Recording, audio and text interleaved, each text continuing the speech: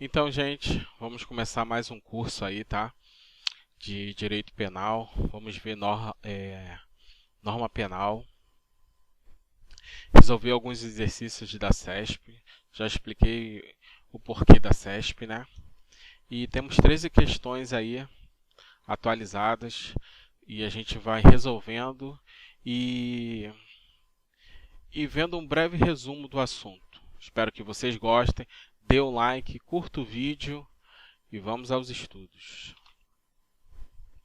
Direito penal, concurso até passar, gente. Norma penal.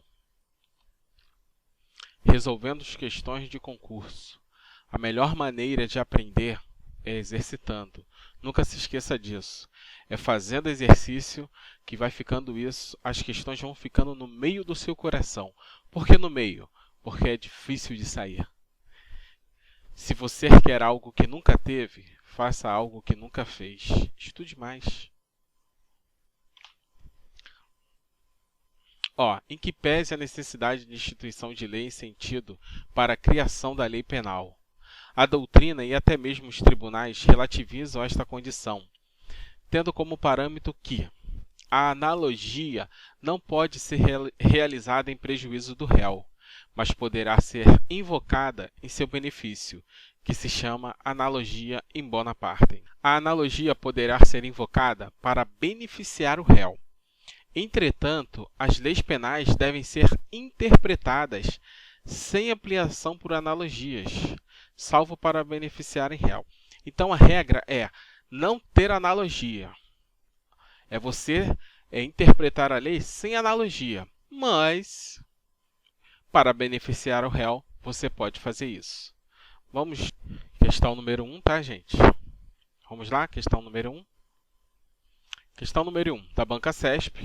Polícia Rodoviária Federal, caiu aqui em 2019, esse ano, fresquinha da PRF. Considerando esse dispositivo legal, o artigo 1º do Código Penal, bem como os princípios e as repercussões jurídicas deles decorrentes, julgue o item que se segue. A norma penal deve ser instituída por lei em sentido estrito, razão porque é proibida em caráter absoluto. A analogia no direito penal, seja para criar tipo penal incriminador e seja para fundamentar ou alterar pena? Bom, gente, tá tudo errado aí, né? Sem medo. A norma penal deve ser instituída por lei em sentido estrito. Beleza. Razão porque é proibida em caráter absoluto. A analogia no direito penal, vem aqui comigo. A analogia, ela não é proibida absolutamente. Ela pode ser realizada no direito penal para beneficiar o réu, in bona parte. Agora, in mala parte, ela não pode ser aceita.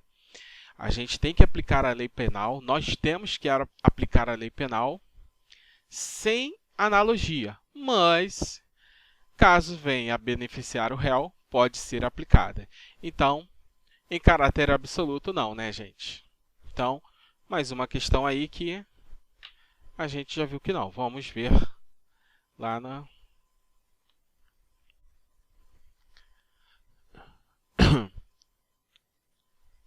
em que pese a necessidade de instituição de lei em sentido para a criação da lei penal,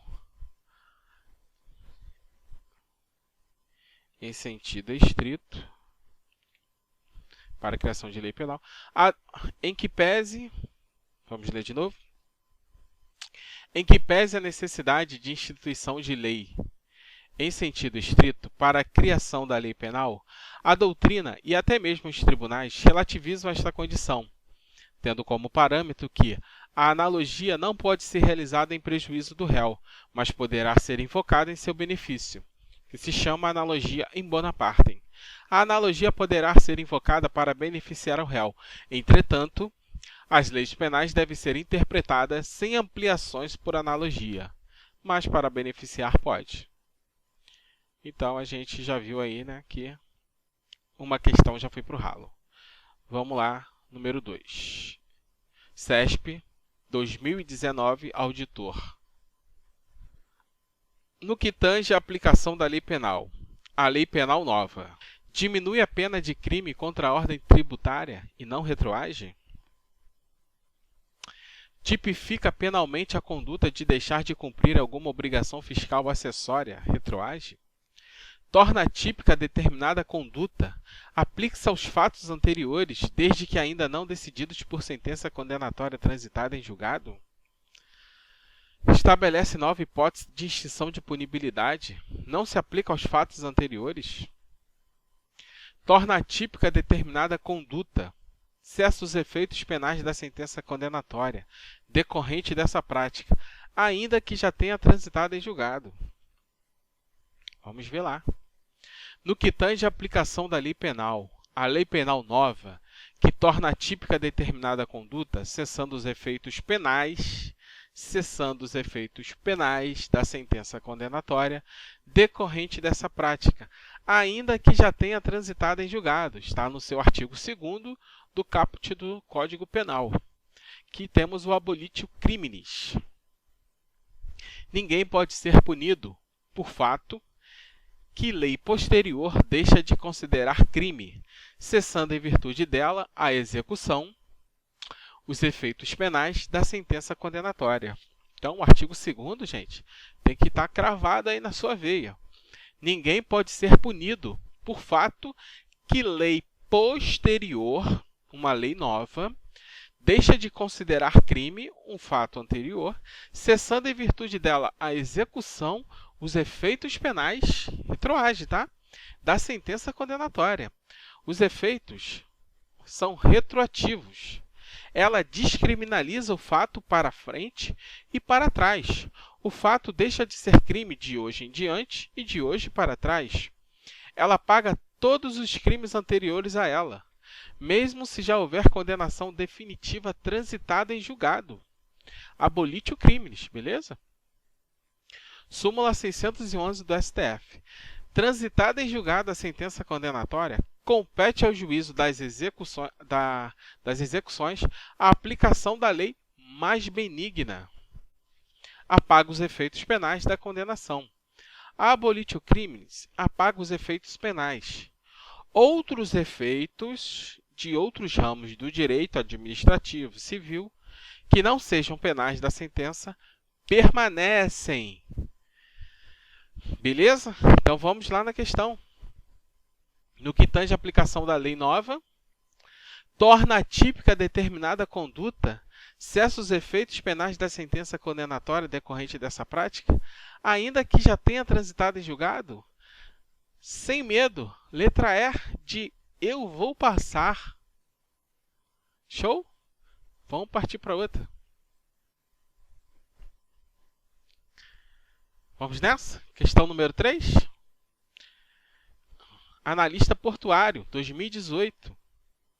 A analogia consiste em meio para suprir lacuna do direito positivado.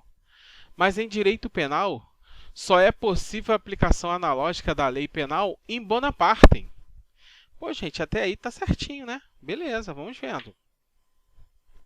Em atenção ao princípio da reserva legal, expresso no artigo 1º do Código Penal. Certinho. A analogia consiste em meio para suprir lacuna do direito positivado. Mas, em direito penal, só é possível a aplicação analógica da lei penal in bona parte, em atenção ao princípio da reserva legal. Certinho, né? Nós vimos lá, né? Interpretação analógica, diferente de analogia. A interpretação analógica ocorre quando o Código Penal detalha situações que quer regular e, posteriormente, permite que condutas semelhantes possam também ser abrangidas no dispositivo. Beleza? A interpretação analógica é diferente de analogia. A interpretação analógica temos até no Código Penal, tá, gente? Lá no artigo 121, ó, parágrafo 2º, primeiro, dispõe que qualificado homicídio, quando cometido mediante paga ou promessa de recompensa, ou por outro motivo torpe, ou por outro motivo que seja torpe. A analogia provoca a aplicação de lei existente em caso semelhante, para o qual as leis existentes são omissas.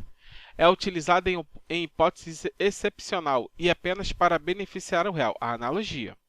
Analogia em bona parte, nunca para prejudicar o réu, uma vez que esta fonte do princípio da reserva legal. A analogia, de fato, é um método de integração do ordenamento jurídico. Entretanto, sua utilização não é absolutamente vedada pelo direito penal. A vedação está apenas na analogia in malam parte. Então, nós vimos aí, que a analogia, para suprir a lacuna do direito positivado, no direito penal, só é possível ela in bona parte, em atenção ao princípio. Beleza? Vamos mais uma? Questão número 4. Polícia Civil. Escrivão, 2018. O Código Penal estabelece como hipótese de qualificação do homicídio o cometimento do ato com emprego de veneno, fogo, explosivo, asfixia, tortura ou outro meio insidioso ou cruel, ou de que possa resultar perigo comum. Esse dispositivo legal é exemplo de interpretação analógica. Nós vimos lá, gente? Sem medo. De amor. Sem medo. Analógica. Vamos ver as outras questões também. Olha só. A interpretação analógica ocorre quando o Código Penal detalha as situações que quer regular. Posteriormente, permite que condutas semelhantes possam também ser abrangidas no dispositivo, como no caso lá. A interpretação analógica, o Código atenta ao princípio da legalidade, detalha todas as situações que quer regular e, posteriormente, permite que aquilo que elas seja semelhante possa também ser abrangida no dispositivo. Lei estabelece uma fórmula casuística que criminaliza outras situações idênticas, uma fórmula genérica. Veneno, fogo, explosivo, asfixia, tortura, casuística. Ou outro meio insidioso ou cruel, genérica. Entendeu? Olha, a lei estabelece uma fórmula casuística e criminaliza outras situações idênticas. Fórmula genérica. O veneno, fogo, explosivo, asfixia, tortura, casuística, está na lei. Ou outro meio insidioso ou cruel, está dando margem para que uma situação idêntica ou parecida a essas sejam também criminalizadas, uma forma genérica. Show? Vamos nessa? Interpretação analógica. Interpretação teológica, o que é isso? Busca a vontade ou a intenção objetivada na lei. Então, não tem nada a ver, né, gente? Interpretação restritiva. Reduz o alcance das palavras da lei, a fim de que corresponda à vontade do texto. Também não, né? Restritiva, ela reduz o alcance das palavras da lei, a fim de que corresponda à vontade do texto. Interpretação progressiva ou evolutiva. Busca do significado legal, de acordo com o progresso da ciência. No que diz a ciência, né, gente? Interpretação autêntica ou legislativa é a fornecida pela própria lei. É aquela oriunda do próprio órgão que produziu a lei. Divide-se em contextual e posterior. Contextual, editada conjuntamente com a norma que conceitua. Ela está editada juntamente com a lei. Posterior, por outra interpretação, né? Lei distinta, uma outra lei que regulamenta uma lei, beleza? Interpretação doutrinária, o que é isso? É aquela que se expressa nos fundamentos das decisões judiciais. Já está falando, né, gente? Interpretação doutrinária, doutrina, em que o juiz analisa as questões de fato e de direito, doutrina jurisprudencial, e que é desenvolvida pelos juristas e jurisconsultos em seus estudos e pareceres, nas doutrinas e tudo mais. No primeiro caso é vinculativa e no outro facultativa. A exemplo, exposição de motivos.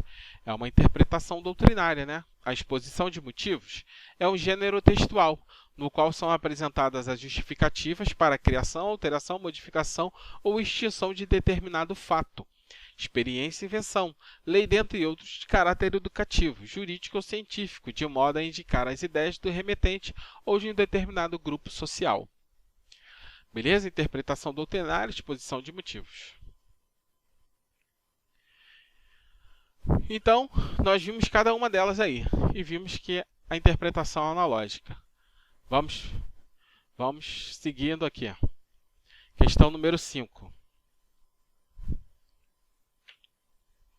Em relação do TJ, tá, gente? 2015. Vamos nessa.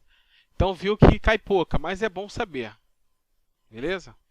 Vamos pegar parte por parte de cada matéria aí do direito penal, processo penal, administrativo e constitucional e vamos quebrar. Em relação à aplicação, interpretação e integração da lei penal.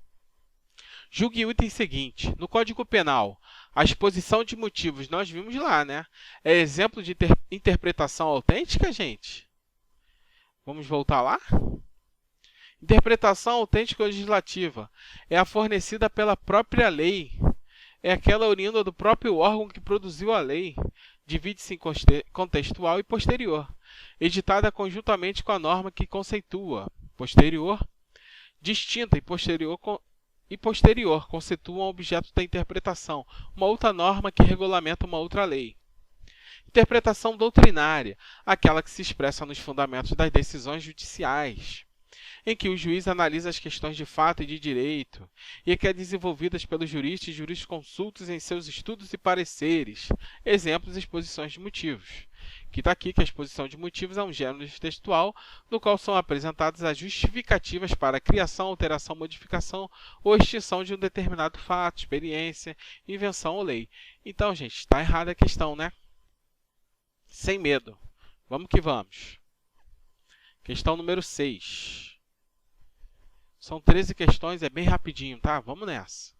2014. Então, vê que é um assunto que não cai muito, mas é bom saber.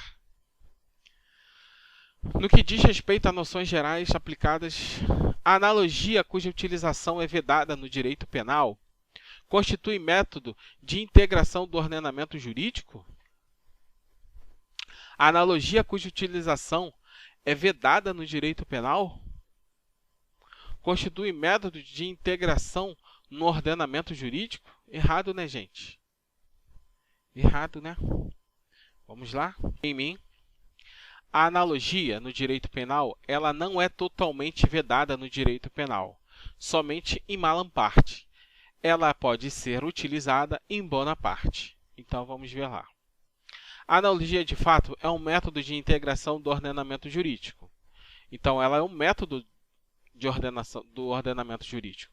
Entretanto, sua utilização não é absolutamente vedada no direito penal. A vedação está apenas na analogia em malam parte. A analogia provoca a aplicação de existentes casos semelhantes para o qual as leis existentes são omissas. Então, ela é utilizada só para beneficiar o réu. Ela não é absolutamente vedada no direito penal. Entendeu?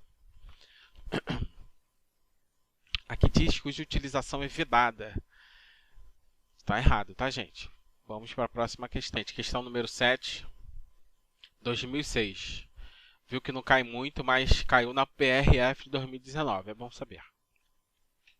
O dia do começo inclui-se na contagem do prazo penal. Beleza. E tem relevância para as hipóteses de cálculo de duração da pena. Certinho. Do livramento condicional e da prescrição. Correto.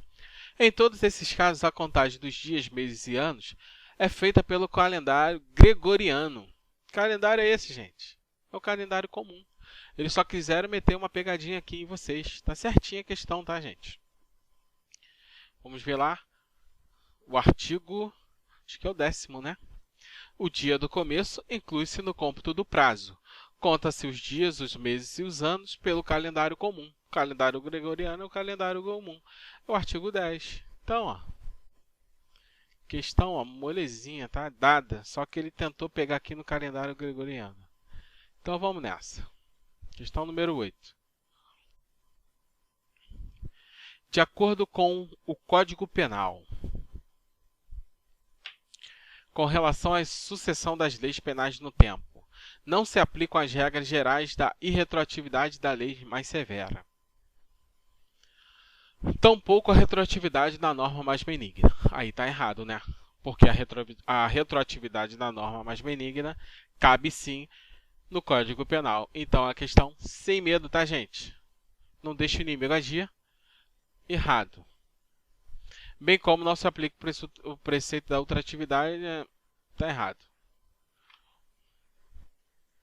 A lei penal mais favorável é de aplicação imediata, inclusive no período de vacatio. Mesmo havendo decisão transitada em julgado, cabe ao juiz da execução penal aplicar a lei mais favorável.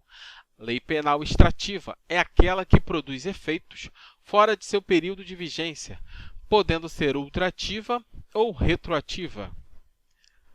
A lei intermediária é extrativa. Beleza?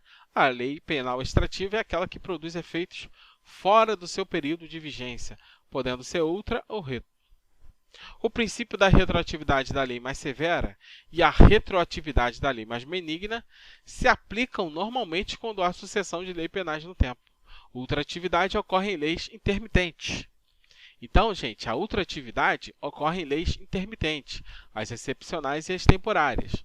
A retroatividade aplica-se em casos de leis imélios e leis benéficas.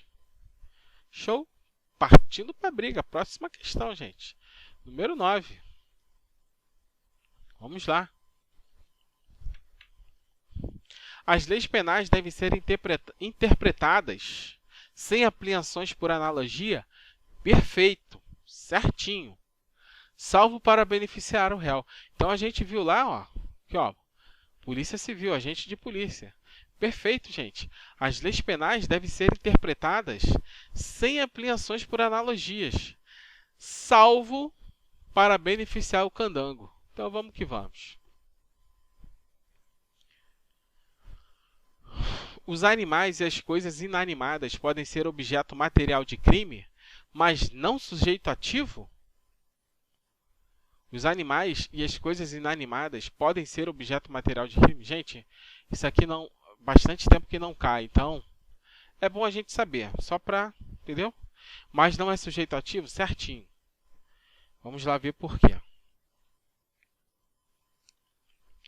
Questão número 10. Os animais, as coisas inanimadas e os mortos não podem ser sujeitos ativos. Não podem. Não podem ser sujeitos passivos. Não podem. Podem ser objetos materiais. Vamos descer aqui. Podem ser objetos materiais. Podem ser objetos materiais. Beleza? Podem ser sujeito passivo, pessoa física, pessoa jurídica, entes sem personalidade jurídica, família, coletividades. Beleza? No caso da calúnia contra os mortos, não é o morto o sujeito passivo do crime, gente. Os ofendidos são seus familiares, preocupados em zelar pelo respeito reservados às suas recordações. Em relação aos crimes contra a fauna, é a coletividade que figura como a vítima. Ninguém pode praticar um crime contra si mesmo, contra si próprio. Podem ser sujeitos passivos, gente. O incapaz, a pessoa jurídica, o recém-nascido, ainda não nascido. Entes sem personalidade jurídica, a família. O recém-nascido, gente, podem ser sujeito passivo. Ainda não nascido, está na barriguinha da mamãe. Podem ser sujeito passivo. Beleza? Então, gente, mais uma questão aí, questão número 11, são 13, tá? Porque é um assunto bem pequeno. Vamos que vamos. Os menores de 16 anos, por serem absolutamente incapazes de exercer pessoalmente os atos da vida civil, não podem ser sujeitos... Não acredito, né? Não pode ser sujeito passivo de crimes? Pô, o neném que está na barriga pode? Passando a questão aí, questão número 12, tá? No que diz respeito às fontes do direito penal brasileiro, assinale a opção correta. Então, é uma questão muito legal. Vamos nessa. O complemento da norma penal em branco considera-se em sentido estrito. Provém da mesma fonte formal, ao passo que o da norma penal em branco considera em sentido lato, provém de fonte formal diversa? Chega junto aqui comigo. Ele trocou, tá, gente? Ele trocou isso aí, tá? O complemento da norma penal em branco considera-se, em sentido estrito, proveniente da mesma fonte formal? Não, fonte diversa. Ao passo que da norma penal em branco considera em sentido lato provém da fonte formal diversa? Não, provém da mesma fonte formal. Então, ele trocou, tá, gente? Nós vamos ver. Só para saber aí, ele trocou essa questão aí. Vamos lá.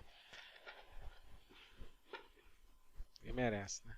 A analogia, método pelo qual se aplica a lei de algum caso semelhante ao que estiver sendo analisado, é classificado como fonte formal mediata do direito penal? Claro que não, né, gente? A analogia, método pelo qual se aplica a lei de algum caso semelhante ao que estiver sendo analisado? Então, gente, a analogia ela só pode ser aplicada, nós vimos lá, né, em Bonaparte. Então, aqui está no sentido amplo. Então, a gente tem que ter essa visão aí, tem que ter essa maldade. Método pelo qual se aplica a lei de algum caso semelhante ao que estiver sendo analisado. Então, não é, né, gente? É classificada como fonte formal mediata do direito penal. Negativo, tá?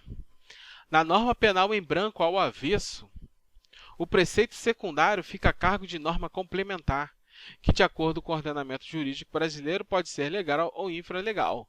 Também não, gente. Está errada essa questão. Nós vamos ver lá o que é o tipo penal em branco ao avesso. As fontes materiais revelam o direito. As formais são de onde emanam as normas que, no ordenamento jurídico brasileiro, referem-se ao Estado. Gente, está trocado isso aí, tá? As fontes materiais é que se refere ao Estado. E as formais, está trocado, a gente vai ver. Então, sobrou qual? A letra E, de eu vou passar, não deixando o inimigo agir. Então, a norma penal em branco imprópria ou homogênea ou em sentido lato, lei complementada por lei. Leis penais em branco são as normas penais incriminadoras que precisam de algum complemento em seu preceito primário. Esse complemento normalmente feito através de leis, decretos, regulamentos ou portarias. É necessário para que as leis sejam completamente compreendidas ou para que se consiga aplicá-las sem nenhum problema. Então, as leis penais em branco, elas precisam de um complemento em seu preceito primário. Vamos que vamos. Quando o complemento é oriundo da mesma fonte legislativa que editou a norma em branco, o Código Civil e o CP, são oriundos da mesma fonte legislativa. O que é isso, oriundos da mesma fonte legislativa? São oriundos da mesma fonte legislativa. A Câmara dos Deputados, a União ali, né, gente? Eles que fizeram o Código Civil e o Código Penal. Lei em sentido amplo, editada pelo Congresso Nacional. É uma lei em sentido amplo que é editada pelo Congresso Nacional, que é a fonte legislativa, da mesma fonte legislativa. A norma penal em branco, ela pode ser homogênea. E a homogênea ela pode ser duas, homovitelínea e heterovitelínea. A homovitelínea é quando está dentro da própria lei. E a heterovitelínea, quando ocorre em lei diversa, mas da mesma fonte legislativa, tá, gente? Lei diversa da mesma fonte legislativa, do Congresso Nacional. E a norma penal em branco heterogênea ou própria ou em sentido estrito. É aquela complementada por portaria. O complemento é oriundo de fonte diversa da norma em branco. Então, a gente viu lá. O complemento da norma penal em branco, considerada em sentido estrito, provém da mesma fonte formal. A norma penal em branco heterogênea ou em sentido estrito é aquela complementada por portaria. O complemento é oriundo de fonte diversa. Então, viu lá que ele trocou, né? Se a necessidade de complemento está no seu preceito primário, parte da norma que descreve a conduta. Dizemos que essa norma é uma norma penal em branco. A norma penal em branco ao avesso é aquela que o preceito primário está completo, com seu conteúdo perfeitamente delimitado, ao passo que o seu preceito secundário, isto é, a combinação da pena, depende de uma norma complementar. Então, o primário está perfeito e o secundário depende de complemento. Só que a cominação de pena, o secundário, ele precisa de lei, é prevista por lei, em razão do princípio da legalidade. Então, voltando, tá, gente? Então, a norma penal em branco ao avesso, o preceito primário está completo. Perfeito. O preceito secundário é incompleto, ele precisa de complementação. Que o secundário, ele diz aqui, ó, é a pena cominada, que também deve ser prevista por lei. Então, vamos ver lá a questão. A norma penal em branco ao avesso, o preceito secundário fica a cargo da norma complementar. Perfeito, certinho. Que, de acordo com o ordenamento jurídico brasileiro, pode ser legal ou infralegal. Aí não, tem que ser legal. Beleza? As fontes materiais revelam o direito. As formais são de onde emanam as normas. Que não é negativo, né, gente? Vamos nessa.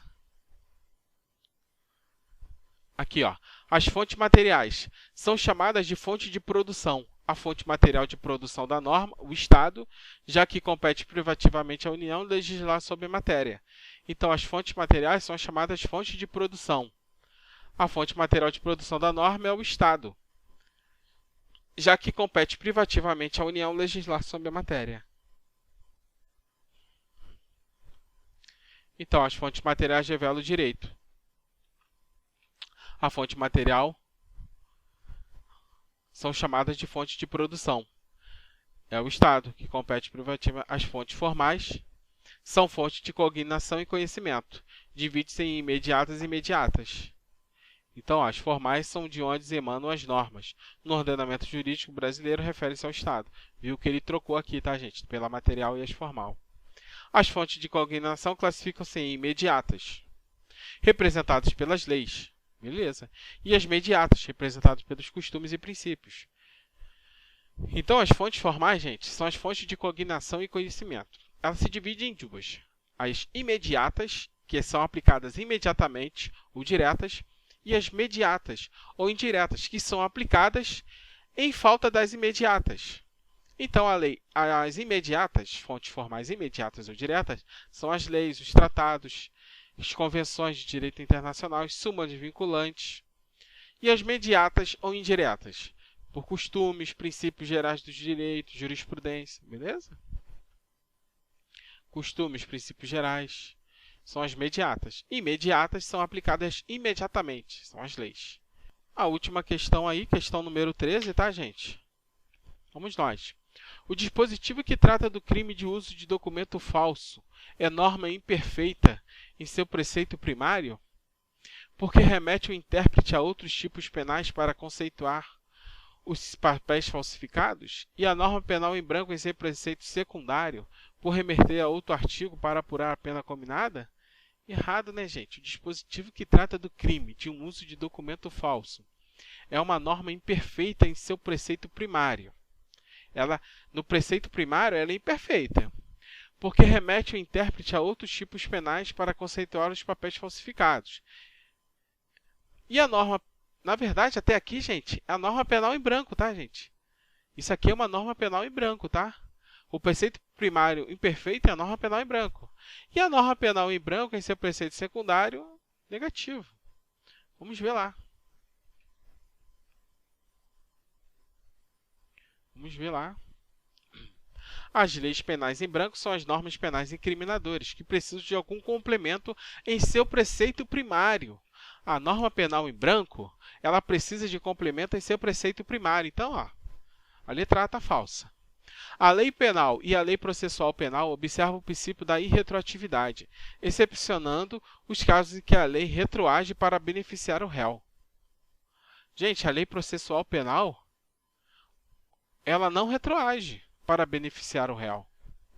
A lei penal e a lei processual penal observam o princípio da irretroatividade, excepcionando os casos em que a lei retroage para beneficiar o réu. A lei processual, ela é aplicada imediatamente. Nós vimos lá, né? Então, quem não assistiu, gente, a lei de princípios da lei penal e da lei processual, assiste lá que você vai entender isso aqui. A lei processual penal, ela é aplicada imediatamente. Beleza? Então, tá falsa. A lei penal e a lei processual penal observam o princípio da territorialidade absoluta, em razão de a prestação jurisdicional ser uma função soberana do Estado, que só pode ser exercida nos limites do território nacional. Tá falsa, gente. A lei penal ela pode ser aplicada no território brasileiro e fora. A lei processual penal ela só é aplicada no território brasileiro. Beleza? Pegou? Vamos que vamos. O dispositivo legal que prevê o estado de necessidade é uma norma penal não incriminadora. Certinho. Permissiva justificante, porque tem por finalidade afastar a ilicitude da conduta do agente. É letra D, gente. Nós vamos estudar isso aí, tá? Botei um quadrinho ali só para você ter uma noção, mas nós vamos chegar lá. Caso haja antinomínia entre duas leis penais, devem ser observados os seguintes critérios. Seca. Quando há antinomínia, você lembra da seca. Seca, subsidiariedade, especialidade, construção e alternatividade. Acabou, seca. E exclusão, negativo. Você não pode excluir uma lei. Beleza? Vamos ver lá. Então, ó, fato típico. Nós vamos ver isso aqui, tá, gente? Eu botei só um quadrinho rápido para você ter uma noção. Fato típico é a conduta, é o resultado, o nexo causal e a tipicidade. A ilicitude. O que é ilicitude, né, gente? É uma relação de contrariedade entre a conduta e a norma. É uma relação... O que é uma ilicitude? A ilicitude é uma relação de contrariedade entre a norma e a conduta, tá, gente? Estado de necessidade, cumprimento do dever legal, o exercício regular do direito e consentimento do ofendido. Culpabilidade, imputabilidade, potencial da consciência e ilicitude, exigibilidade da conduta diversa. Culpabilidade é o juízo de reprovabilidade, tá, gente? Juízo de reprovabilidade. Nós vamos ver isso aí mais lá para frente, beleza? Apenas a lei penal retroage, ser mais benéfica, a lei processual penal é aplicada imediatamente. O Código Penal adotou em alguns casos a ultra e a extraterritorialidade. O Código de Processo Penal, por seu turno, adotou apenas o princípio da territorialidade. Ou seja, a lei processual penal só se aplica no âmbito do território nacional. E os critérios que são utilizados no caso de conflito aparente de normas penais são seca, subsidiariedade, especialidade, consunção e, para alguns doutrinadores, alternatividade, tá, gente? Não há um critério de exclusão, até porque não se exclui uma norma do ordenamento jurídico. Então, para quem gostou aí do vídeo aí, dá aquele like, se inscreve no canal que vamos ter mais vídeos, mais conteúdos exercitando, que se exercitando é que se aprende. Coloca no meio do seu coração e não vai sair nunca mais. Você vai passar no concurso legal, concurso da Polícia Civil, vai abrir gente do Rio, de outros estados, de São Paulo. Pode abrir também PRF, Polícia Federal, tá dando autonomia aí para esses órgãos abrirem concurso aí. E vamos manter os estudos. E boa sorte para vocês e bons estudos.